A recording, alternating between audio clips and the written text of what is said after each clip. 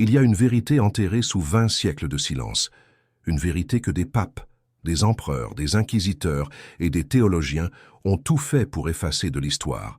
Ils ont brûlé des manuscrits, ils ont assassiné des témoins, ils ont détruit des bibliothèques entières.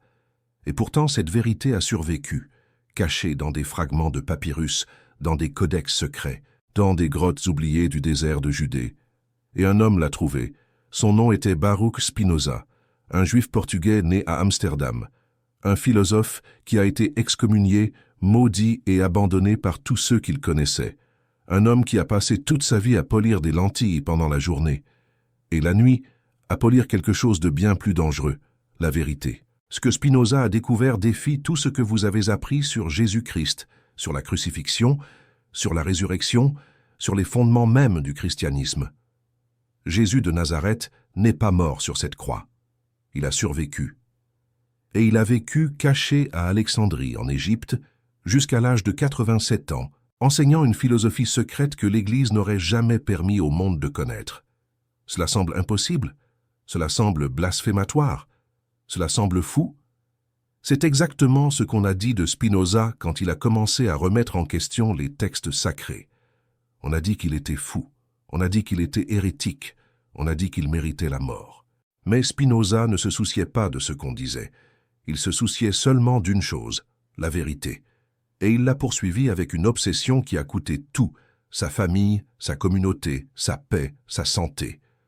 L'histoire que vous êtes sur le point de connaître commence en 1656, lorsque Spinoza a été expulsé de la synagogue d'Amsterdam. Les mots de l'excommunication résonnent encore à travers les siècles. Par la décision des anges et par le jugement des saints, nous excommunions, expulsons et maudissons Baruch de Spinoza. Maudit soit-il le jour et maudit soit-il la nuit. Maudit soit-il lorsqu'il se couche et maudit soit-il lorsqu'il se lève. Que le Seigneur ne lui pardonne jamais ni ne le reconnaisse. Spinoza avait 23 ans. À ce moment-là, il a tout perdu. Sa famille lui a tourné le dos. Ses amis l'ont traité comme un mort. La communauté qu'il a élevée a effacé son nom comme s'il n'avait jamais existé. Mais c'est dans ce vide absolu que Spinoza a trouvé sa liberté. Sans communauté, sans famille, sans obligation religieuse, il était libre de faire ce qu'aucun autre penseur de son époque n'osait faire, remettre tout en question. Et il a questionné. Il a questionné l'auteur de la Bible. Il a questionné les miracles. Il a questionné la nature de Dieu. Il a questionné l'immortalité de l'âme. Et plus dangereux que tout cela, il a questionné le récit officiel sur la mort de Jésus-Christ. Les évangiles racontent que Jésus a été crucifié un vendredi, vers 3 heures de l'après-midi, et qu'il est mort après seulement 6 heures sur la croix. Son corps a été retiré avant le coucher du soleil, embaumé à la hâte, et placé dans un tombeau emprunté à un homme riche nommé Joseph d'Arimathie. 3 jours plus tard, le tombeau était vide. L'Église appelle cela résurrection. Le miracle fondateur du christianisme, la preuve définitive que Jésus était le Fils de Dieu. Mais Spinoza a regardé ce récit avec les yeux froids de la raison. Et ce qu'il a vu, ce sont des contradictions, des incohérences, des lacunes qui n'avaient pas de sens. Pourquoi Jésus est-il mort si rapidement? La crucifixion romaine était conçue pour être une torture lente. Les victimes mettaient généralement des jours à mourir. Certaines survivaient jusqu'à 1 semaine suspendues à la croix, mourant lentement de soif, d'épuisement et d'asphyxie. Jésus est mort en 6 heures. Pourquoi Pilate a-t-il été surpris d'apprendre que Jésus était déjà mort? L'évangile de Marc enregistre clairement. Pilate était étonné qu'il soit déjà mort. Étonné. Ce mot n'est pas là par hasard. Pourquoi le corps a-t-il été remis à Joseph d'Arimathie, un homme riche et influent qui avait accès au gouverneur romain lui-même? Pourquoi n'a-t-il pas été jeté dans une fosse commune, comme c'était le destin normal des crucifiés? Pourquoi le tombeau était-il vide 3 jours plus tard, mais le corps n'a jamais été retrouvé? Spinoza ne croyait pas aux miracles. Pour lui, les miracles n'étaient que des événements naturels que nous ne comprenions pas. La nature ne violait pas ses propres lois. Dieu n'interférait pas dans le monde pour suspendre la physique. Alors, si Jésus n'est pas ressuscité miraculeusement, que s'est-il passé? La réponse que Spinoza a trouvée était cachée dans des manuscrits que peu de gens savaient exister. Des textes gnostiques, des évangiles apocryphes, des lettres secrètes qui circulaient entre des communautés chrétiennes primitives avant que l'Église catholique ne décide quels livres seraient considérés comme sacrés et lesquels seraient brûlés. Ces textes racontaient une histoire différente. Une histoire dans laquelle Jésus n'est pas mort sur la croix, mais a été retiré encore vivant par des alliés puissants. Une histoire dans laquelle il a été emmené secrètement en Égypte, où il a vécu le reste de ses jours à enseigner une philosophie qui n'avait rien à voir avec la religion qui serait créée en son nom. Une histoire dans laquelle la résurrection n'était pas un miracle, c'était une mise en scène. Voici l'histoire que vous allez connaître maintenant. Elle est basée sur la philosophie de Spinoza, sur les textes gnostiques découverts à Nag Hammadi en 1945, sur les manuscrits de la mer morte trouvés à Qumran en 1947 et sur les analyses historiques les plus récentes concernant la crucifixion romaine et les origines du christianisme. Ce n'est pas une histoire de foi. Ce n'est pas une histoire d'attaque contre la religion. C'est une histoire d'enquête, de questions, de recherche de la vérité, peu importe à quel point cette vérité est inconfortable. Spinoza a payé un prix très élevé pour cette quête. Il a été excommunié, persécuté, menacé de mort. Il a vécu dans la pauvreté, a développé une tuberculose à cause de la poussière des lentilles qu'il polissait, et est mort à 44 ans, seul et malade. Mais il n'a jamais cessé de chercher. La vérité, a écrit Spinoza, est la norme de soi-même et du faux. Tout comme la lumière se révèle elle-même et aux ténèbres, la vérité c'est le standard de soi-même et du mensonge. Dans les prochaines heures, vous allez marcher aux côtés de Spinoza dans cette quête. Vous allez connaître les documents qu'il a étudiés. Vous allez comprendre les questions qu'il a posées. Vous allez voir les preuves qu'il a trouvées. Et à la fin, vous allez tirer vos propres conclusions. Parce que la vérité n'appartient à aucune église, à aucun philosophe, à aucune institution. La vérité appartient à ceux qui ont le courage de la chercher. Commençons. La nuit du 14 février 1665 était particulièrement froide à Amsterdam. Le vent glacial de la mer du Nord traversait les canaux gelés et s'infiltrait par les fissures des fenêtres, faisant trembler les bougies dans leurs chandeliers. Baruch Spinoza était assis devant son bureau, entouré de lentilles inachevées et de pages couvertes de notes en latin, hébreu et néerlandais. Il avait 32 ans. Son visage maigre portait les marques de presque une décennie d'exil. Ses yeux enfoncés, d'un brun foncé, reflétaient la lumière vacillante de la bougie avec une intensité qui troublait ceux qui le connaissaient. C'était le regard d'un homme qui voyait au-delà des apparences, qui pénétrait les couches superficielles de la réalité pour voir quelque chose que d'autres ne pouvaient ou ne voulaient pas voir. Ce soir-là, Spinoza travaillait sur son traité le plus dangereux. Il l'appelait le Tractatus Theologico-Politicus, un texte qui démontait pièce par pièce l'autorité des Écritures saintes. Un texte qui soutenait que la Bible n'était pas la parole littérale de Dieu, mais une collection de documents humains, écrits par des hommes différents à des époques différentes, remplis de contradictions, d'erreurs historiques et d'ajouts ultérieurs. Si l'Église catholique découvrait ce qu'il écrivait, Spinoza serait arrêté, torturé, brûlé vif. Il le savait, et il continuait à écrire. C'est alors que 3 coups secs à la porte interrompirent le silence. Spinoza leva les yeux de son manuscrit. Il ne s'attendait pas à des visites. Depuis l'excommunication, peu de gens osèrent le chercher. Les Juifs l'évitaient par peur de contamination spirituelle. Les chrétiens se méfièrent de lui parce qu'il était juif, ou ex-juif. Personne ne savait vraiment comment le classer. Il existait dans une sorte de limbe social, n'appartenant à aucun groupe, accepté par aucune communauté. Les coups se répétèrent, plus urgents cette fois. Spinoza se leva, traversa la petite pièce et ouvrit la porte. De l'autre côté se tenait un homme qu'il n'avait pas vu depuis des années. Abraham Pereira, l'un des marchands les plus riches de la communauté juive d'Amsterdam, un homme qui avait signé le document de son excommunication 9 ans auparavant. Les deux se regardèrent en silence pendant un long moment. Pereira avait vieilli. Ses cheveux, autrefois noirs, étaient parsemés de blanc. Des rides profondes marquaient son visage, et ses yeux portaient un poids que Spinoza ne se souvenait pas avoir vu auparavant. Sous son bras, il tenait un paquet enveloppé dans un tissu sombre. « Puis-je entrer » La voix de Pereira était basse, presque un murmure. Spinoza hésita. Selon la loi de l'excommunication, aucun juif ne devait lui parler. s'approcher de lui à moins de 4 coudées, faire des affaires avec lui ou lire quoi que ce soit qu'il écrivait. Pereira violait toutes ces règles simplement en étant là. Mais il y avait quelque chose sur le visage du vieux marchand, un désespoir silencieux, qui poussa Spinoza à s'écarter de la porte et à lui permettre d'entrer. Pereira entra rapidement, regardant derrière lui comme s'il craignait d'être suivi. Spinoza ferma la porte et observa alors que le visiteur s'approchait de la table, écartant quelques lentilles pour déposer le paquet enveloppé. « Avant que vous ne disiez quoi que ce soit, » commença Pereira, « je dois que vous sachiez que je ne suis pas ici pour demander pardon pour ce que nous avons fait. L'excommunication était nécessaire. Vous étiez en train de détruire la foi de jeunes impressionnables. Vous posiez des questions qui ne devaient pas être posées. » Spinoza ne répondit pas. Il attendit simplement. « Mais quelque chose s'est produit, » continua Pereira, et sa voix trembla légèrement. « Quelque chose qui m'a fait reconsidérer, non pas l'excommunication, mais d'autres choses. » Il posa sa main sur le paquet enveloppé. « Mon frère est mort il y a 3 mois. Isaac Pereira. Vous devez vous souvenir de lui. » Spinoza hocha la tête. Isaac avait été l'un des rares membres de la communauté à lui montrer de la sympathie avant l'excommunication. Un homme calme, studieux, qui passait plus de temps avec des livres qu'avec des gens. Isaac était un collectionneur, expliqua Abraham. Des manuscrits anciens.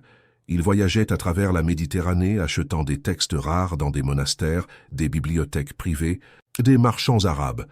La plupart étaient des déchets, des copies de copies, des fragments illisibles. Mais parfois, il trouvait des choses extraordinaires. Pereira déballa le paquet avec des mains tremblantes. À l'intérieur se trouvait un codex en cuir usé, les pages jaunies par le temps, les bords corrodés par l'âge. Spinoza reconnut immédiatement l'écriture. Le grec koiné, la langue commune de la Méditerranée orientale, au 1er siècle de l'ère chrétienne. Isaac a acheté cela à un moine copte à Alexandrie il y a 15 ans, dit Pereira. Il a payé une fortune. Le moine a dit que le manuscrit avait plus de 1500 ans, qu'il avait été caché lorsque la bibliothèque du monastère a été détruite par les Arabes. Isaac ne m'a jamais dit ce qu'il y avait à l'intérieur. Il lisait, relisait, prenait des notes, mais il n'a jamais partagé. Pereira fit une pause, et Spinoza vit que ses yeux étaient humides. Quand Isaac est mort, j'ai trouvé le manuscrit parmi ses affaires, avec un carnet de notes. J'ai passé des semaines à essayer de comprendre. Mon grec est rudimentaire, mais j'ai réussi à déchiffrer suffisamment pour... Il ne termina pas sa phrase. « Pourquoi ?» demanda Spinoza. Pereira regarda directement dans les yeux du philosophe excommunié.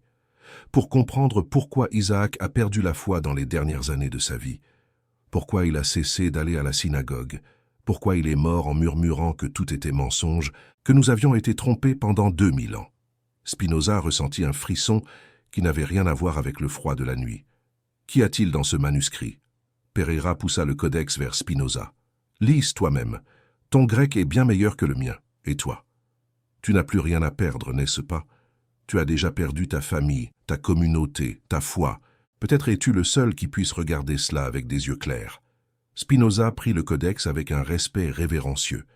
Le cuir était sec, craqué par endroits, mais encore ferme. Il ouvrit la première page et commença à lire. Le titre était en grec « Apomnimonevmata Maria te Magdalene » Mémoire de Marie de Magdala, Marie-Madeleine, la femme qui, selon les évangiles canoniques, fut la première à voir Jésus ressuscité. Spinoza continua à lire. La première ligne du texte fit battre son cœur plus vite. Moi, Marie, appelée Madeleine, écris ces mots pour que la vérité ne meure pas avec moi, car j'ai vu ce qui s'est réellement passé ce vendredi à Jérusalem. J'étais là quand ils ont retiré le maître de la croix. J'ai vu qu'il respirait encore. Spinoza leva les yeux du manuscrit et fixa Pereira. Le vieux marchand hocha simplement la tête. « Maintenant tu comprends, dit-il, pourquoi je suis venu ici, pourquoi j'ai violé l'excommunication, pourquoi j'ai risqué ma position dans la communauté. » Spinoza regarda à nouveau le manuscrit. Ses mains tremblaient légèrement. « Si cela est authentique, » commença-t-il. « Si cela est authentique, » compléta Pereira, « alors tout ce que nous savons sur Jésus-Christ est un mensonge. La crucifixion, la mort, la résurrection, tout. La bougie sur la table crépitait, projetant des ombres dansantes sur les murs de la petite pièce. Spinoza ferma les yeux un moment. Dans son esprit, des fragments de questions qu'il se posait depuis des années commencèrent à se réorganiser, formant un schéma qu'il n'avait jamais remarqué auparavant. Il avait toujours su qu'il y avait quelque chose de faux dans le récit des évangiles. Les contradictions étaient trop évidentes pour tout lecteur attentif. Matthieu, Marc, Luc et Jean racontaient des histoires différentes sur les mêmes événements. Les détails ne correspondaient pas. Les chronologies se contredisaient. Et la structure même des récits suggérait qu'ils avaient été édités, réécrits, adaptés au fil des siècles pour servir des objectifs théologiques spécifiques.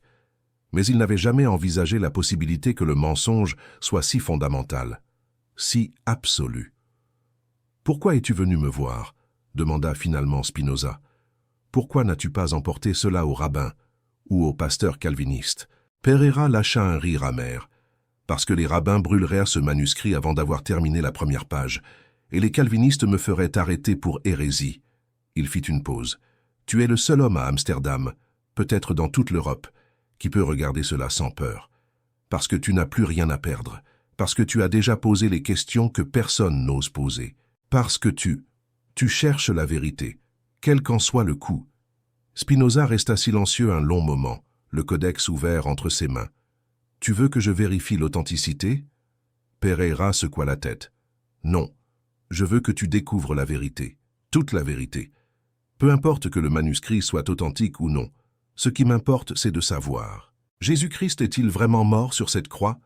La résurrection a-t-elle vraiment eu lieu?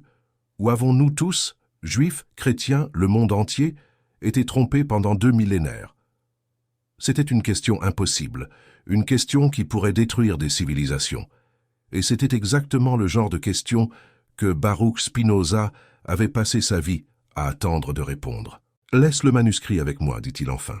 J'aurai besoin de temps, des semaines, peut-être des mois. » Pereira hocha la tête et se dirigea vers la porte. Avant de sortir, cependant, il se retourna une dernière fois.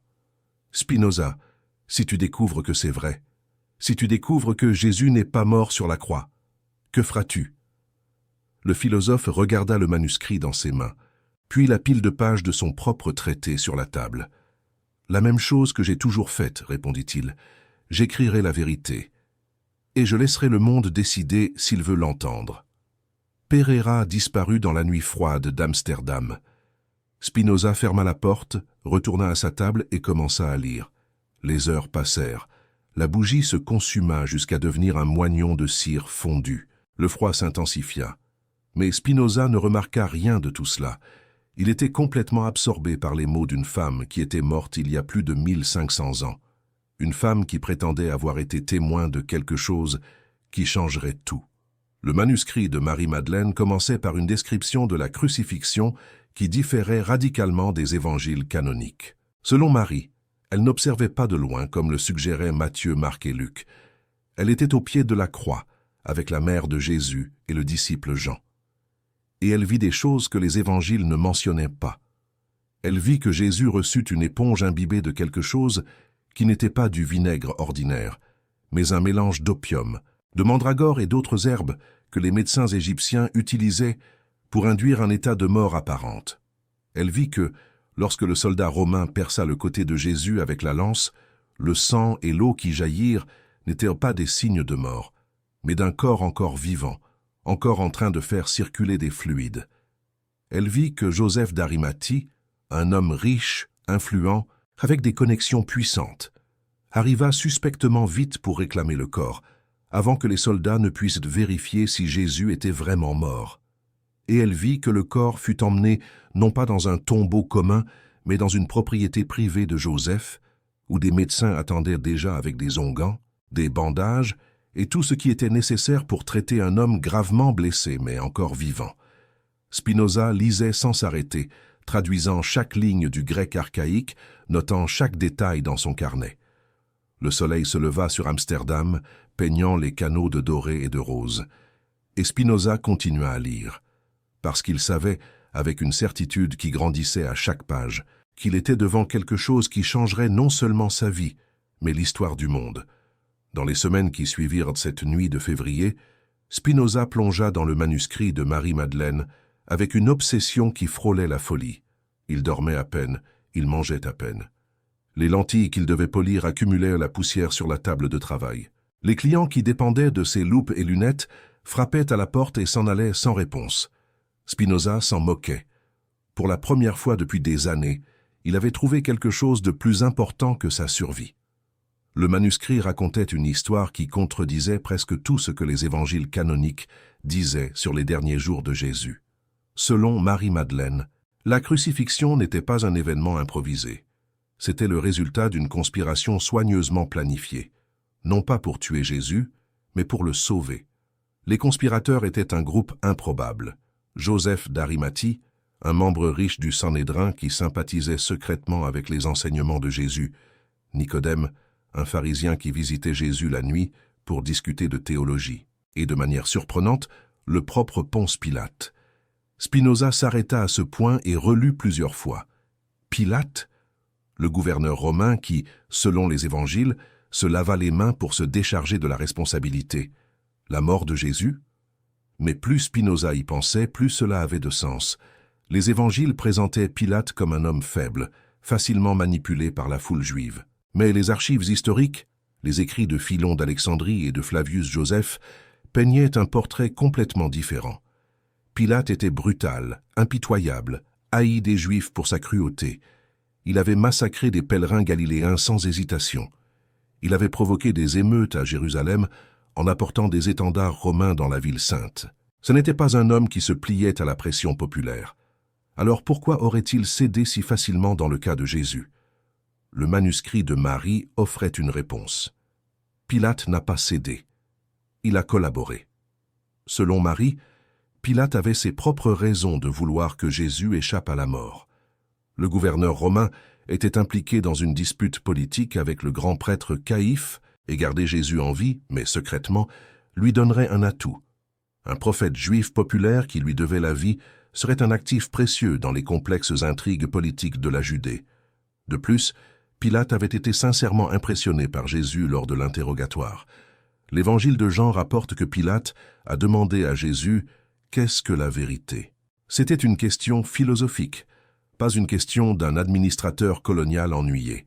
Pilate, comme beaucoup de Romains éduqués de son époque, était un stoïcien, et les enseignements de Jésus sur l'impermanence des choses matérielles, sur l'importance de la vertu intérieure, résonnaient avec la philosophie que Pilate admirait. Le plan, selon le manuscrit de Marie, fonctionnait ainsi. Le jeudi soir, pendant le dernier souper, Jésus fut informé de la conspiration. Judas Iscariote, oui, le même Judas, n'était pas un traître, c'était un conspirateur. Sa trahison avait été mise en scène pour garantir que Jésus soit arrêté de manière contrôlée, par des gardes du temple qui étaient au courant du plan, et non par une foule incontrôlée qui aurait pu le tuer sur le champ. Le vendredi matin, Jésus fut amené à Pilate qui mit en scène un procès public pour satisfaire Caïphe et les prêtres qui voulèrent sa mort. La condamnation à la crucifixion était attendue. C'était la punition standard pour des crimes de sédition. Mais l'exécution serait manipulée. Les soldats romains désignés pour la crucifixion étaient des hommes de confiance de Pilate. Ils savaient quoi faire. Lorsqu'ils ont crucifié Jésus, ils ont positionné les clous de manière à causer une douleur maximale, mais un minimum de dommages, évitant les artères et les os principaux. Lorsqu'ils ont offert l'éponge imbibée de vinaigre, ils administraient en réalité une potion sédative qui ferait perdre connaissance à Jésus et le ferait paraître mort. Et quand Joseph d'Arimathie est apparu, seulement 6 heures après la crucifixion, demandant le corps, Pilate fut surpris qu'il soit déjà mort, comme le rapporte l'évangile de Marc. Surpris parce qu'il savait que Jésus n'était pas mort. Surpris parce que le plan fonctionnait. Spinoza posa le manuscrit sur la table et fixa le plafond pendant un long moment. Si cela était vrai, et il n'était pas encore sûr que cela le fût, alors l'histoire de la passion du Christ que des milliards de personnes connaissaient était une fiction élaborée. Pas une fiction inventée plus tard, mais une fiction mise en scène en temps réel, devant des milliers de témoins qui n'avaient aucune idée de ce qui se passait réellement. La question qui tourmentait Spinoza était « Pourquoi ? Pourquoi Jésus accepterait-il de participer à une telle farce élaborée ? Pourquoi feindre sa propre mort ?» Le manuscrit de Marie offrait une réponse, mais c'était une réponse qui soulevait encore plus de questions. Selon Marie, Jésus avait atteint une impasse dans sa mission. Ses enseignements attirèrent des disciples, oui, mais ils attiraient aussi des ennemis puissants. Les prêtres du temple le voyaient comme une menace pour leur autorité. Les zélotes voulaient l'utiliser comme leader d'une révolte armée contre Rome. Les Romains devenaient de plus en plus méfiants envers tout mouvement populaire en Judée. Si Jésus continuait à prêcher ouvertement, il serait tué, non dans une crucifixion mise en scène, mais dans une exécution réelle. Ou pire, il serait capturé par les zélotes et forcé de mener une guerre qu'il savait se terminerait par un massacre. La mort sur la croix était une sortie, une manière de mettre fin à la vie publique de Jésus de Nazareth et de lui permettre de continuer ses enseignements en secret, loin des yeux de Rome et du Sanhédrin. C'était une renaissance symbolique, une mort pour le monde ancien et une naissance pour une nouvelle vie. La résurrection dans ce contexte n'était pas un miracle, c'était un message codé pour les disciples les plus proches. Jésus est vivant, le plan a fonctionné. Retrouvez-le là où nous avons convenu. Et où était cet endroit? Alexandrie. La grande ville égyptienne, avec sa célèbre bibliothèque, sa communauté juive énorme, sa tradition de syncrétisme religieux. Un endroit où un prophète juif pouvait vivre dans l'anonymat, entouré de disciples loyaux, enseignant une philosophie qui combinait des éléments juifs, grecs et égyptiens. Spinoza ferma les yeux et se massa les tempes. Il devait vérifier. Il devait croiser les informations du manuscrit avec d'autres sources. Il devait trouver des preuves indépendantes qui corroboreraient ou réfuteraient cette narration extraordinaire. Parce que si Marie-Madeleine disait la vérité, alors Jésus-Christ avait vécu encore 60 ans après la crucifixion. 60 ans à enseigner, écrire, former des disciples. 60 ans qui avaient été complètement effacés de l'histoire officielle. Et quelque chose de ces 60 ans devait avoir survécu quelque part. Spinoza commença à dresser une liste de sources qu'il devait consulter, les textes gnostiques.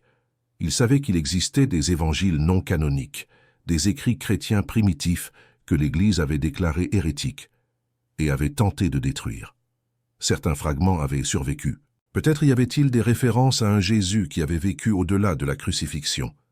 Les pères de l'Église, des hommes comme Irénée de Lyon, Tertullien et Épiphane, avaient écrit abondamment contre les hérétiques. Pour réfuter une hérésie, il fallait d'abord la décrire. Peut-être, dans les sous-entendus de leur réfutation, y avait-il des indices sur des traditions alternatives concernant la mort de Jésus. Les historiens romains, Tacite, Suétone, Pline le Jeune, tous avaient mentionné les chrétiens dans leurs écrits. Peut-être y avait-il des détails qui ne correspondaient pas à la narration officielle. Et les textes juifs. Le Talmud contenait des références hostiles à Jésus. Les rabbins l'appelaient Yeshua et l'accusèrent de pratiquer la magie égyptienne. Magie égyptienne. Pourquoi égyptienne, spécifiquement? Y aurait-il un lien avec Alexandrie? Spinoza passa les mois suivants dans une enquête frénétique. Il écrivit des lettres à des érudits à travers l'Europe, demandant des copies de textes rares. Il visita des bibliothèques privées à Amsterdam, Leyde et La Haye. Il dépensa le peu d'argent qu'il avait à acheter des manuscrits auprès de marchands de livres qui n'avaient aucune idée de la valeur de ce qu'ils vendaient. Et peu à peu, pièce par pièce, un schéma commença à émerger. Il y avait en effet une tradition alternative sur Jésus que l'Église avait travaillé dur pour supprimer. Les gnostiques, ces chrétiens primitifs que l'Église considérait comme hérétiques, ne croyaient pas que Jésus était mort sur la croix. L'évangile de Basilide, cité par Irénée, affirmait que Simon de Cyrène, l'homme qui avait porté la croix de Jésus, avait été crucifié à sa place, tandis que Jésus s'échappait déguisé dans la foule. L'Apocalypse de Pierre, un autre texte gnostique, décrivait Jésus riant à côté de la croix pendant qu'un autre corps était crucifié. C'étaient des variations différentes, mais le thème central était le même. Jésus n'est pas mort. Et il y avait plus. Les Mandines, une secte religieuse qui existait depuis les premiers siècles de l'ère chrétienne et qui survit encore aujourd'hui en Irak et en Iran, vénéraient Jean-Baptiste, mais considéraient Jésus comme un faux prophète. Et selon leur tradition, Jésus n'était pas mort à Jérusalem. Il avait fui en Égypte, où il avait vécu jusqu'à un âge avancé, enseignant des doctrines qui trahissaient les véritables enseignements de Jean. L'Égypte, encore une fois. Alexandrie, encore une fois. Spinoza était convaincu qu'il était sur la bonne voie, mais il avait besoin de plus. Il avait besoin de preuves concrètes, pas seulement de traditions et de rumeurs. Il devait trouver un document, un enregistrement, une preuve tangible que Jésus avait vécu à Alexandrie après la crucifixion. Et c'est alors qu'il se souvint de quelque chose qu'il avait lu des années auparavant, dans un texte obscur d'un écrivain chrétien du IIe siècle, Clément d'Alexandrie. Clément avait été le leader de l'école catéchétique d'Alexandrie vers l'an 200. Il était célèbre pour ses écrits qui tentaient de réconcilier la philosophie grecque avec la foi chrétienne. Mais il y avait une lettre qui lui était attribuée, une lettre dont l'authenticité était contestée, qui mentionnait quelque chose appelé l'Évangile secret de Marc. Selon cette lettre, il existait une version de l'Évangile de Marc qui contenait des passages supplémentaires, des passages qui étaient considérés comme trop sacrés pour être partagés avec des chrétiens ordinaires. Ces passages étaient réservés uniquement aux initiés les plus avancés de la communauté d'Alexandrie. Et l'un de ces passages décrivait Jésus ressuscitant un jeune homme riche de Béthanie, pas métaphoriquement mais littéralement. Le jeune homme avait été donné pour mort, mais Jésus le ramena à la vie après 3 jours dans le tombeau. Spinoza ressentit un frisson parcourir son échine. 3 jours dans le tombeau, la même durée que Jésus aurait supposément passé dans le tombeau avant la résurrection. Et si cette histoire du jeune homme riche était une version codée de l'histoire de Jésus lui-même? Et si la communauté d'Alexandrie préservait une tradition selon laquelle Jésus n'avait pas ressuscité miraculeusement, mais avait été réanimé par des techniques médicales connues uniquement d'un cercle restreint d'initiés? Et si ces techniques étaient les mêmes que celles utilisées lors de la crucifixion pour faire sembler Jésus mort alors qu'il était simplement inconscient, Spinoza devait en apprendre davantage sur cette communauté d'Alexandrie. Il devait comprendre ce qu'ils savaient, ce qu'ils enseignaient, ce qu'ils cachaient. Et c'est à ce moment de son enquête qu'un événement extraordinaire se produisit. Il était assis seul dans sa chambre louée à Voorburg, dans la banlieue de La Haye, où il s'était installé après son excommunication. C'était une chaude nuit d'été, et il avait ouvert les fenêtres pour laisser entrer la brise. Sur sa table, des dizaines de pages de notes, des copies de manuscrits, des lettres de correspondants académiques étaient éparpillées. Et au milieu de ce désordre de papier, ses yeux tombèrent sur un passage du manuscrit de Marie-Madeleine qu'il avait traduit quelques semaines auparavant, mais qu'il n'avait pas complètement compris. Marie écrivait « Le maître m'a dit, la dernière nuit avant que nous partions pour Alexandrie, Marie. Ce que j'ai enseigné publiquement dans les synagogues et sur les places n'était que la coquille. Le véritable fruit, je l'ai réservé pour vous, mais plus proche. Et le fruit le plus doux de tous, je ne le révélerai que lorsque nous serons en sécurité sur la terre de Mitzraïm, loin des yeux de Rome et du Temple. Mitzraïm, le nom hébreu pour l'Égypte, le véritable fruit, les enseignements secrets de Jésus. Quels pourraient être ces enseignements? Qu'est-ce que Jésus aurait révélé à Alexandrie qui ne pouvait pas être dit en Judée? Spinoza ne savait pas, mais il était déterminé à découvrir. Et vous, qui suivez cette histoire jusqu'ici, qu'en pensez-vous? Quel type de vérité serait si dangereuse qu'elle devrait être cachée pendant 2000 ans? Quel enseignement serait si révolutionnaire que l'Église préférerait tuer des milliers d'hérétiques plutôt que de le laisser être connu? Écrivez dans les commentaires ce que vous imaginez que Jésus aurait pu enseigner en secret à Alexandrie.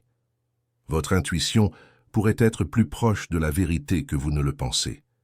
Et si vous êtes arrivé jusqu'ici, si vous êtes véritablement curieux de cette histoire, alors vous faites partie d'un groupe rare. La plupart des gens préfèrent le confort des certitudes à l'aventure de l'enquête. La plupart préfèrent croire ce qu'ils ont toujours cru, plutôt que de questionner, de douter, de chercher. Mais vous, non. Vous êtes ici, en quête. Alors abonnez-vous à cette chaîne maintenant. Parce que cette histoire ne fait que commencer. Et ce qui vient va défier tout ce que vous pensiez savoir sur Jésus, sur Spinoza, sur la nature même de la vérité et du mensonge. L'été 1665 a apporté plus que de la chaleur aux Pays-Bas. Il a apporté la peste. L'épidémie qui dévastait Londres depuis des mois a traversé la Manche et a commencé à faucher des vies dans les villes néerlandaises. Amsterdam a été particulièrement touché. Les canaux qui reflétaient autrefois les cieux bleus reflétaient maintenant des bûchers où des corps étaient brûlés pour éviter la propagation de la maladie. Spinoza, à Voorburg, était relativement protégé. Le petit village en périphérie de La Haye n'avait pas la densité de population d'Amsterdam, et l'épidémie y a été moins sévère. Mais les nouvelles qui parvenaient de la grande ville étaient terribles. Des milliers mouraient chaque semaine. Les hôpitaux débordaient. Les églises organisaient des funérailles de masse. Et au milieu de tout ce chaos, Abraham Pereira est mort. La nouvelle parvint à Spinoza par une lettre d'un ami commun. Pereira n'était pas mort de la peste, mais d'une fièvre que les médecins n'avaient pas pu identifier. Certains murmuraient que c'était le châtiment divin pour avoir visité l'excommunié. D'autres disaient que c'était le poids de la culpabilité pour avoir remis le manuscrit blasphématoire. Spinoza lut la lettre avec un mélange de tristesse et d'inquiétude. Pereira était la seule autre personne qui connaissait le manuscrit de Marie-Madeleine. Maintenant qu'il était mort, Spinoza était le seul gardien de cette vérité, si tant est que c'était une vérité. Et il n'en était pas encore sûr. Dans les mois qui suivirent, Spinoza intensifia ses recherches. Il devait trouver des preuves indépendantes qui confirment ou nient la narration du manuscrit. Et c'est au cours de cette quête qu'il fit une découverte qui changerait complètement sa compréhension du problème. Il trouva les écrits d'un médecin romain nommé Cels.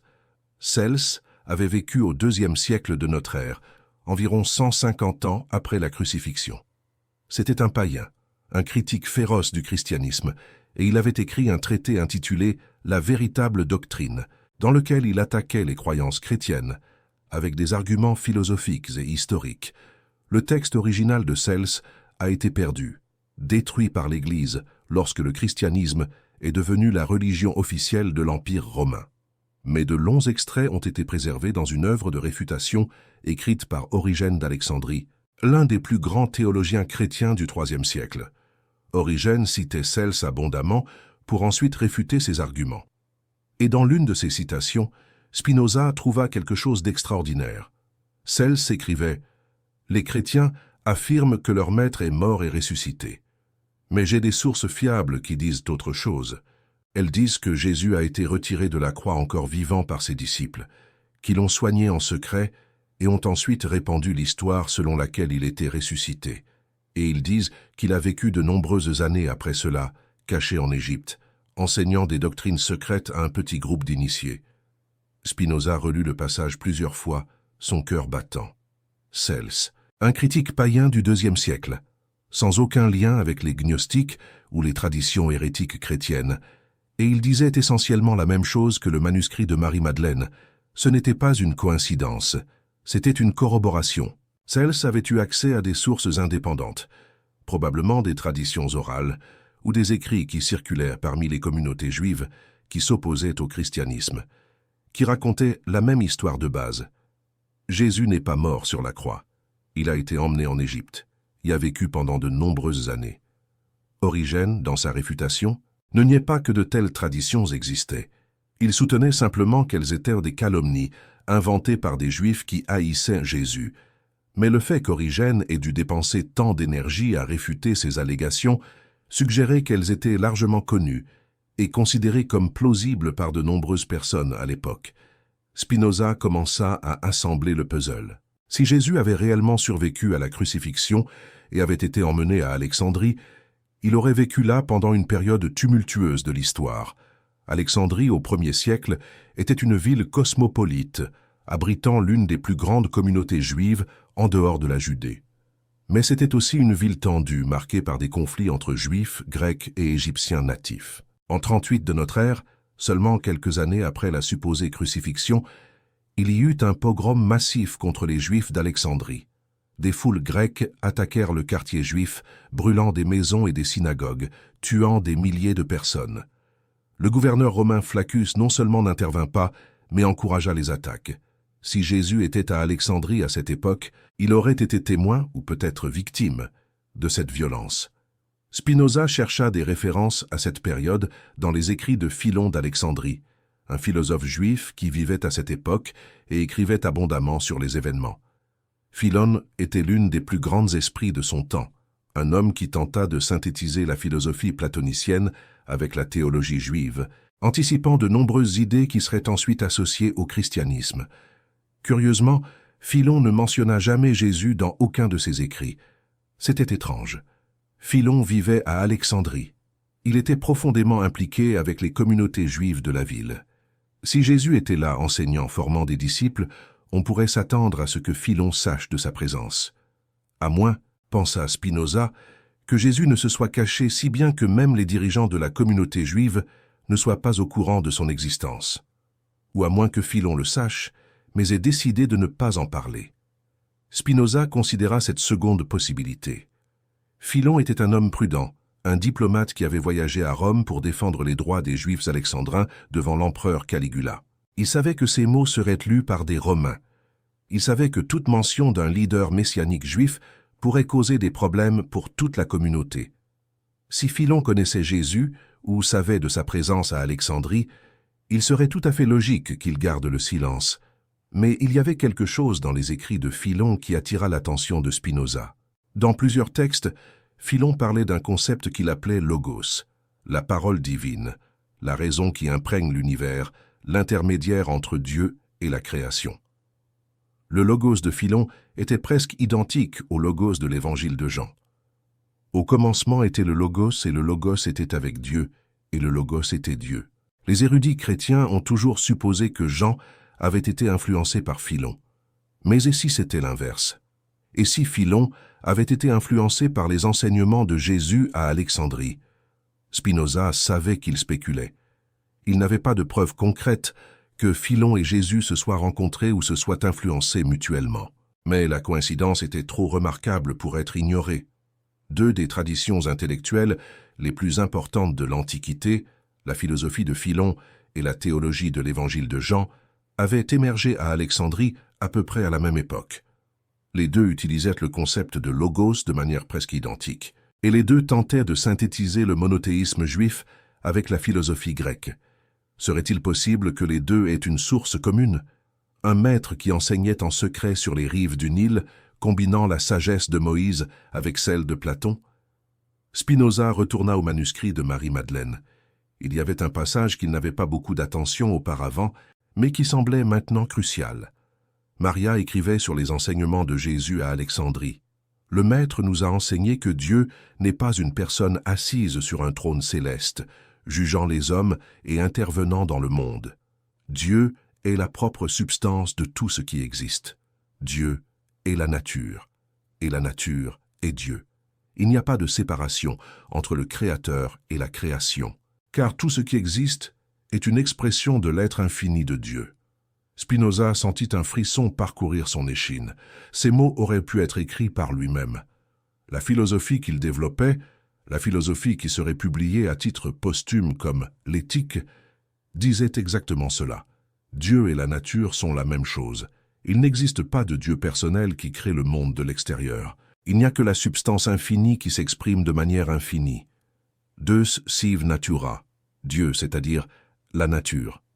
C'était le cœur de la pensée de Spinoza. Et apparemment, c'était aussi le cœur de ce que Jésus avait enseigné secrètement à Alexandrie. Était-ce possible? Était-il possible que Spinoza, sans le savoir, qu'elle redécouvert une vérité que Jésus avait enseignée il y a plus de 1600 ans, une vérité que l'Église avait travaillé sans relâche à supprimer? L'idée était écrasante. Spinoza avait besoin de temps pour traiter ses implications.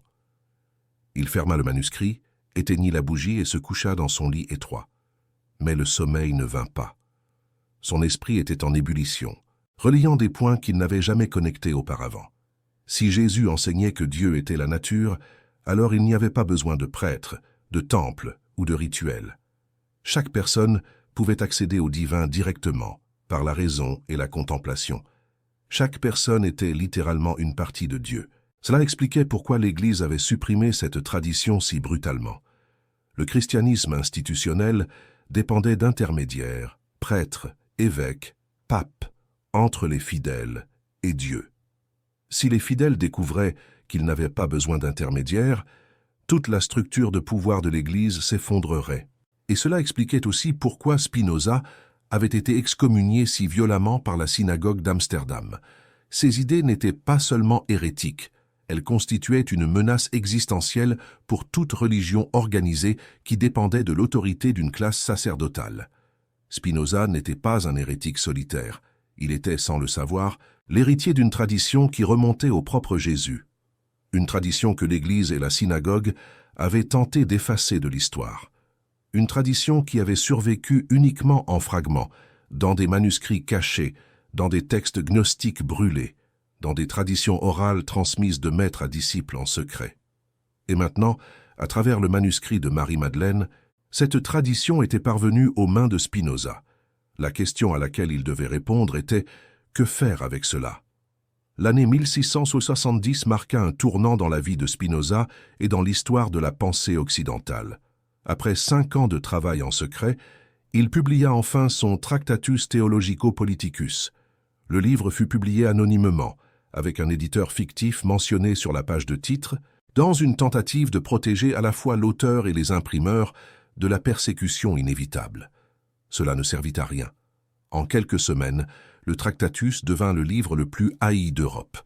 Des théologiens protestants et catholiques s'unirent dans la condamnation. Le synode de l'Église réformée néerlandaise déclara le livre blasphématoire et destructeur de la religion et de toutes choses sacrées. Le gouvernement néerlandais interdit sa vente et sa distribution. Des copies furent confisquées et brûlées en place publique. Le crime de Spinoza, il avait osé analyser la Bible comme un document historique. Dans le Tractatus, Spinoza soutenait que les 5 premiers livres de la Bible, le Pentateuque, traditionnellement attribué à Moïse, ne pouvaient pas avoir été écrits par Moïse. Les preuves internes étaient trop claires. Moïse ne pouvait pas avoir écrit sur sa propre mort et son enterrement. Le style d'écriture variait considérablement d'un livre à l'autre. Des événements étaient décrits comme s'étant produits jusqu'à ce jour, une expression qui n'aurait de sens que si l'auteur écrivait longtemps après les événements narrés. Spinoza concluait que le Pentateuque était une compilation de textes de différents auteurs, édités et réunis des siècles après l'époque de Moïse. La Bible n'était pas la parole littérale de Dieu, c'était un document humain, avec toutes les imperfections, contradictions et limitations que cela impliquait. Cette analyse, qui est aujourd'hui acceptée par pratiquement tous les érudits bibliques académiques, était de la dynamite au XVIIe siècle. Elle sapait l'autorité des Écritures et, par extension, l'autorité des institutions religieuses qui basaient leur pouvoir sur cette autorité. Mais le Tractatus contenait quelque chose de plus, quelque chose que peu de lecteurs remarquèrent à l'époque, mais qui était le véritable cœur du livre. Spinoza consacra plusieurs chapitres à analyser les miracles bibliques, et sa conclusion était dévastatrice. Les miracles n'existent pas. Rien ne se produit dans la nature qui contredise ces lois universelles, écrivait Spinoza. La nature maintient un ordre fixe et immuable. Si quelque chose semble être un miracle, c'est parce que nous ne comprenons pas ses causes naturelles, non parce que la nature a été suspendue. Appliquée à l'histoire de Jésus, cette philosophie avait des implications évidentes. Si les miracles n'existent pas, alors la résurrection de Jésus ne s'est pas produite, du moins pas de la manière dont l'Église l'enseignait. Spinoza ne le dit pas explicitement dans le Tractatus, c'était trop dangereux. Mais tout lecteur attentif pouvait relier les points, et Spinoza espérait qu'au moins quelques lecteurs feraient le lien. Le manuscrit de Marie-Madeleine était toujours dans son esprit pendant qu'il écrivait le Tractatus. Il ne pouvait pas publier le manuscrit, cela serait signer son arrêt de mort. Mais il pouvait semer des graines, il pouvait fournir les outils intellectuels qui permettraient à d'autres d'arriver aux mêmes conclusions qu'il avait atteintes. L'analyse historique de la Bible, le déni des miracles, l'identification de Dieu avec la nature, ce sont les pièces du puzzle. Spinoza comptait sur le fait qu'éventuellement, quelqu'un assemblerait le tableau complet. En attendant, il poursuivait son enquête privée sur Jésus à Alexandrie. Le manuscrit de Marie-Madeleine mentionnait que Jésus avait vécu jusqu'à 87 ans. Si la crucifixion a eu lieu vers l'an 30 de notre ère, lorsque Jésus avait environ 33 ans, cela signifiait qu'il était mort vers l'an 84. L'année 84 était significative. C'était pendant le règne de l'empereur Domitien, un dirigeant paranoïaque qui persécutait les Juifs et les chrétiens avec violence. Domitien exigeait que tous les Juifs paient un impôt spécial, le fiscus judaicus, et envoyait des agents à travers l'Empire pour identifier et taxer ceux qui pratiquaient des coutumes juives. Si Jésus était vivant à Alexandrie à cette époque, il aurait été extrêmement difficile de garder son identité secrète.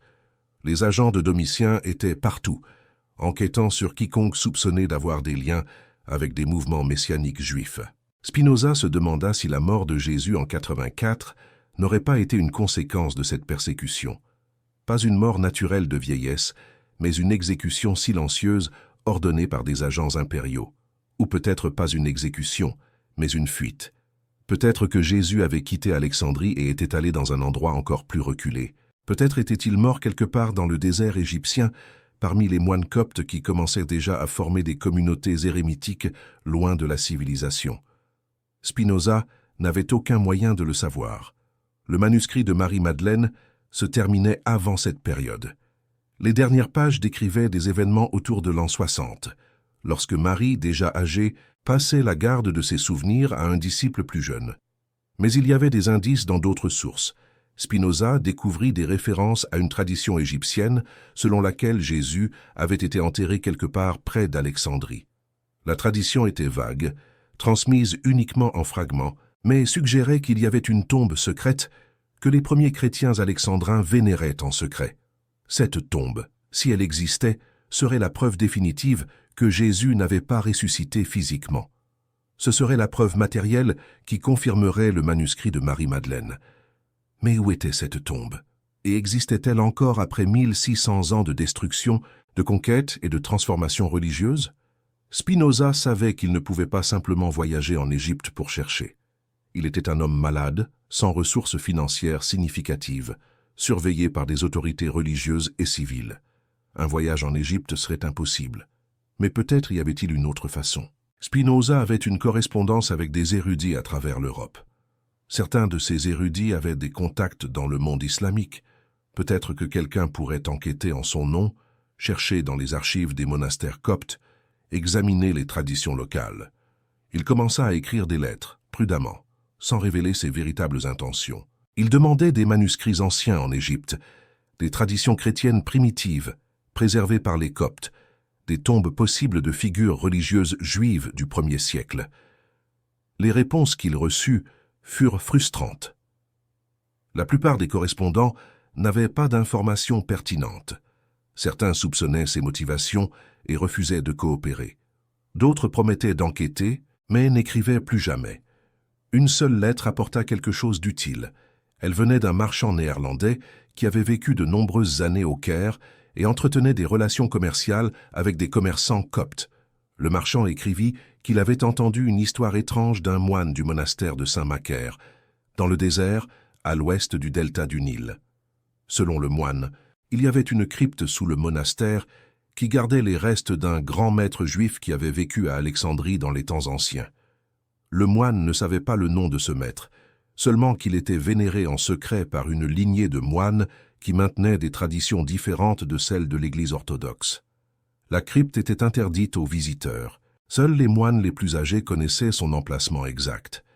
Et il y avait des rumeurs selon lesquelles, en plus des restes mortels, la crypte contenait des manuscrits, des textes en grec, copte et hébreu qui n'avaient jamais été catalogués ou étudiés par des universitaires. Spinoza lut cette lettre avec un mélange d'excitation et de frustration. Là se trouvait possiblement la preuve qu'il cherchait. Un tombeau secret dans le désert égyptien. Des manuscrits non catalogués qui pourraient contenir les véritables enseignements de Jésus, la confirmation physique de tout ce que le manuscrit de Marie-Madeleine prétendait. Mais il ne pouvait pas y accéder. Spinoza avait 44 ans. Sa santé était détériorée. La tuberculose qu'il avait contractée à cause de la poussière des lentilles qu'il polissait consumait lentement ses poumons. Il crachait souvent du sang. Il avait du mal à respirer les jours humides. Les médecins disaient qu'il ne vivrait pas encore longtemps. Il n'avait pas le temps pour un voyage en Égypte. Il n'avait même pas le temps de terminer sa propre œuvre philosophique. L'éthique, qu'il écrivait depuis plus d'une décennie, était encore incomplète. La vérité sur Jésus, si elle existait vraiment dans cette crypte du désert, devrait attendre un autre enquêteur. Mais Spinoza pouvait faire une chose. Il pouvait préserver le manuscrit de Marie-Madeleine. Il pouvait s'assurer qu'il survive à sa propre mort et parvienne aux mains de quelqu'un qui pourrait continuer l'enquête. Il passa des semaines à faire des copies soignées du manuscrit, le traduisant du grec au latin et au néerlandais. Il cacha ses copies à différents endroits, une chez un ami de confiance à Amsterdam, une autre dans une bibliothèque privée à La Haye, une troisième dans un compartiment secret de son propre bureau.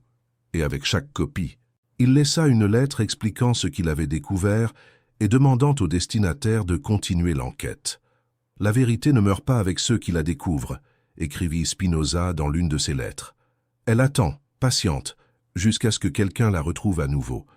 Si vous lisez ces mots, vous avez été choisi pour être le prochain gardien de cette vérité. Ne la laissez pas mourir. Ne laissez pas 2000 ans de mensonges prévaloir. L'humanité mérite de savoir. » Spinoza ne savait pas si ses copies survivraient. Il ne savait pas si ses lettres seraient lues ou ignorées. Il ne savait pas si la vérité qu'il avait découverte parviendrait un jour au monde. Mais il avait fait ce qu'il pouvait.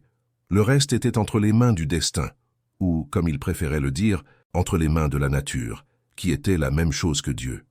Les dernières années de la vie de Spinoza furent marquées par la maladie, la solitude et une productivité fébrile qui semblait défier les limites de son corps détérioré. Il déménagea à La Haye en 1670, louant une chambre dans la maison d'un peintre nommé Hendrik van der Spyck. C'était une pièce simple, avec une fenêtre donnant sur un jardin où Spinoza s'asseyait parfois pour prendre le soleil les jours où sa toux le permettait. Van der Spyck s'était attaché à cet étrange locataire qui passait ses journées à polir des lentilles et ses nuits à écrire des pages et encore des pages de philosophie en latin. Spinoza était gentil, calme, payait son loyer à temps. Parfois, il jouait avec les enfants de la maison, leur racontant des histoires sur les étoiles et les planètes. Les enfants l'adoraient, les adultes le craignaient. La réputation de Spinoza comme le philosophe athée le plus dangereux d'Europe s'était répandue. Des prêtres catholiques le dénonçaient depuis les pupitres. Des pasteurs protestants mettaient en garde leurs fidèles contre le poison de ses idées. Même certains philosophes qui admiraient son génie gardèrent leur distance de peur d'être associés à lui. Leibniz, qui allait devenir l'un des plus grands philosophes du siècle, visita Spinoza en 1676. Les deux passèrent plusieurs heures à discuter de philosophie, de mathématiques et de théologie. Mais après la visite, Leibniz ne mentionna plus jamais publiquement qu'il avait rencontré Spinoza. Dans ses écrits, il attaqua les idées de Spinoza sans jamais admettre qu'il les avait entendues de la bouche même de l'auteur. C'était ainsi que fonctionnait le monde intellectuel du XVIIe siècle. Les idées de Spinoza étaient irrésistibles pour les esprits curieux, mais toxiques pour les réputations publiques. Au milieu de cet isolement, Spinoza continuait à travailler sur son éthique. L'éthique était son projet le plus ambitieux, une tentative de reconstruire toute la philosophie à partir de zéro, en utilisant la méthode géométrique. Elle commençait par des définitions et des axiomes, comme un traité d'Euclide, et en dérivait des théorèmes sur Dieu, l'esprit, les émotions et la liberté humaine. C'était un livre difficile, presque impénétrable pour les lecteurs non formés à la logique et à la métaphysique. Mais pour ceux qui parvenaient à le déchiffrer, c'était une révélation. La thèse centrale de l'éthique était simple à énoncer, mais révolutionnaire dans ses implications. Il n'existe qu'une seule substance dans l'univers, et cette substance est Dieu, qui est identique à la nature. Tout ce qui existe, pierres, arbres, animaux, êtres humains, étoiles, sont des modes ou des expressions de cette substance unique. Il n'y a pas de séparation entre le Créateur et la création, entre l'esprit et la matière, entre le sacré et le profane.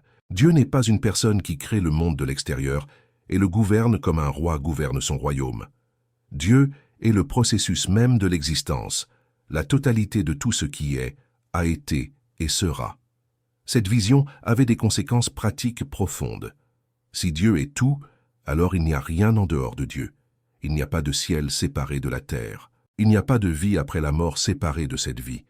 Il n'y a pas de salut pour certains et de damnation pour d'autres. Tous les êtres sont également des expressions du divin, également des parties de l'ensemble infini. Et si Dieu n'est pas une personne, alors Dieu ne se soucie pas des affaires humaines dans le sens traditionnel.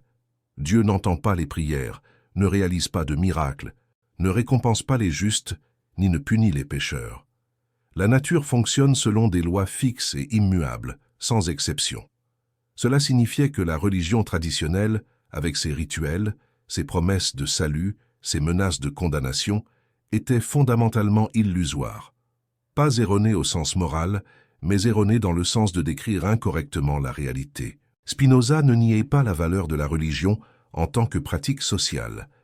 Il reconnaissait que la plupart des gens avaient besoin d'histoire, de rituels et de communautés religieuses pour donner un sens à leur vie. Mais pour ceux capables de voir au-delà des illusions, il y avait une forme plus élevée de religiosité, l'amour intellectuel de Dieu, la reconnaissance contemplative de l'unité de toutes choses. Cette philosophie était le contexte dans lequel Spinoza situait ses découvertes sur Jésus. Si Jésus avait réellement enseigné à Alexandrie que Dieu était la nature, alors il avait anticipé de 16 siècles ce que Spinoza disait maintenant. Jésus n'était pas le fils d'un Dieu personnel. C'était un maître qui avait atteint la vision la plus élevée de la réalité et avait tenté de la transmettre à ses disciples. La tragédie était que cette transmission avait échoué. Les disciples de Jésus, incapables de comprendre ses enseignements les plus profonds, avaient transformé sa philosophie en religion. Ils avaient converti le maître en divinité, l'enseignement en dogme, la liberté en obéissance.